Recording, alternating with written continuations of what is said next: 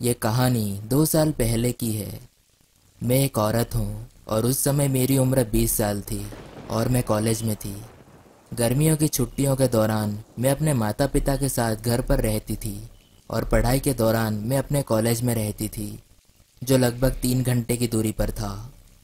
मैंने वास्तव में कॉलेज के दौरान कभी भी अपनी कार की कोई देखरेख नहीं की और गर्मियाँ आने के बाद ये अच्छी तरह से नहीं चल रही थी। ये एक पुरानी कार की तरह थी जिसे मैंने हाई स्कूल के दौरान खरीदा था। जब मैं कॉलेज से वापस आई तो मेरे पिताजी की नज़र मेरी कार पर पड़ी। तो मेरे पिताजी ने मेरी कार की ओर देखा और मुझसे कहा कि मुझे इसे कुछ चीज़ें ठीक कराने के लिए मैकेनिक के पास ले जाना होगा। उन्होंने मुझे बताया कि उनका एक पुराना दोस्त मैकेनिक था और वो बेहद सस्ते में कारों पर काम करता था। इसलिए हमने अपनी कार वहाँ ले जाने का फैसला किया। मेरे पिताजी ने वर्षों से उस आदमी से बात नहीं की थी, लेकिन उन्हें उम्मीद थी कि वो अभी भी सस्ते में कार ठीक कर देगा। हम उनके पास गए और जब हम उनकी दुकान पर पहुंचे तो उसने कहा कि वो अगले कुछ दिनों में कार ठीक कर देगा और इसके लिए केवल $200 लेगा। $200 भी बहुत पैसा है, लेकिन जाहिर तौर पर एक सामान्य मैकेनिक की दुकान पर इसकी कीमत 500 से $600 होती। वो आदमी बूढ़ा था। वो वास्तव में एक मिलनसार व्यक्ति था और उसने हमसे काफ़ी देर तक बात की। मुझसे मेरे बारे में बहुत सारे सवाल पूछे और घर वापस जाने से पहले मेरे पिताजी से भी बात की। कुछ दिनों बाद मेरे पिताजी को उस आदमी का फ़ोन आया कि कार तैयार हो गई है। अगली सुबह मेरे पिताजी ने काम पर जाते समय मुझे उस आदमी की दुकान पर छोड़ दिया। मैंने उसे पैसे दिए और फिर मुझे अपनी चाबियां मिल गई।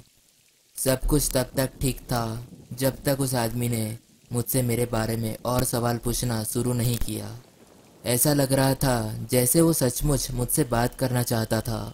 और पहले तो मुझे लगा कि वो बहुत मिलनसार व्यक्ति है जिसे बहुत बातें करना पसंद है, लेकिन वो मुझसे जो सवाल पूछ रहा था उससे मुझे अनकंफर्टेबल महसूस हो रहा था।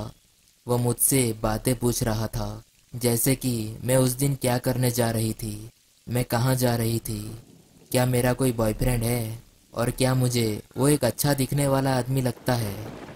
मुझे ये और भी डरावना लग रहा था और आखिर में मैंने उस आदमी से कहा कि मुझे घर जाना है।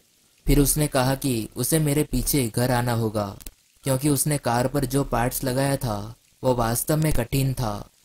मैंने इस झूठ को समझ लिया क्योंकि इसका वास्तव में कोई मतलब नहीं था और ऐसा लग रहा था कि ये उसके लिए मेरे पीछे घर आने का सिर्फ एक बहाना था।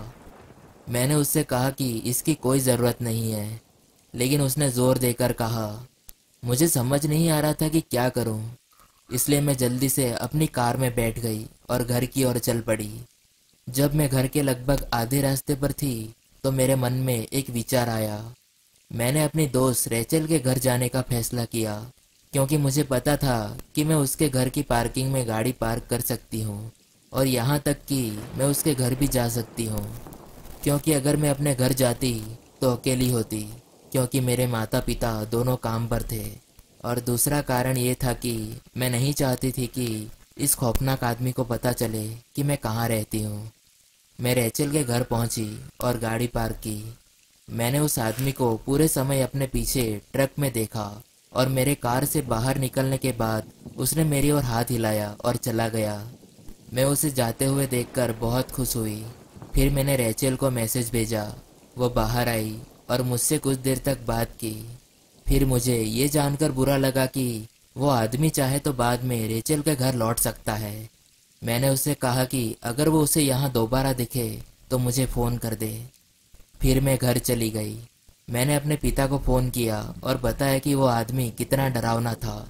मेरे पिताजी गुस्सा हो गए और मुझसे कहा कि वो तुरंत उस आदमी को फ़ोन करेंगे। इससे मुझे बहुत अच्छा महसूस हुआ और इसके बाद मुझे लगा कि स्थिति को संभाल लिया गया है। उस रात मेरे पिताजी ने मुझे और मेरी माँ को बताया कि उसने उस आदमी को फ़ोन किया था और जब मेरे पिताजी ने उसे कुछ कहा तो उस आदमी ने फ़ोन काट दिया और नंबर ब्लॉक कर दिया। बाद में उस रात जब मैं अपने कमरे में बिस्तर पर टीवी देख रही थी तो मैंने सड़क पर एक ट्रक चलते देखा और जब मैंने ट्रक का आकार देखा तो मेरा दिल बहुत तेज़ी से धड़कने लगा। ये बिल्कुल पुराने ट्रक जैसा लग रहा था जिसे वो आदमी चला रहा था। ट्रक धीमा हो गया और हमारे घर के सामने सड़क के किनारे रुक गया। फिर मैंने उसी आदमी को बाहर निकलते देखा। मुझे आश्चर्य हुआ कि जब मैं अपने दोस्त के घर गई थी तब उसे पता था कि मैं कहाँ रहती हूँ। मैं तुरंत अपने कमरे से बाहर लिविंग रूम में भागी जहाँ मेरे माता पिता थे। मैंने उन्हें बताया कि क्या हो रहा है।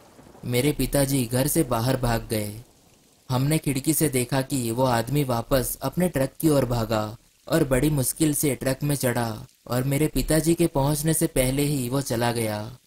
हमने पुलिस को बुलाया और हमें पता चल गया कि वो आदमी कौन था और कहाँ रहता था। दुर्भाग्य से हम उसके खिलाफ कुछ भी साबित नहीं कर सके कि उसने हमारे घर के आसपास घूमने के अलावा कुछ भी गलत किया था। हालांकि उसके बाद हमने उसे फिर कभी नहीं देखा।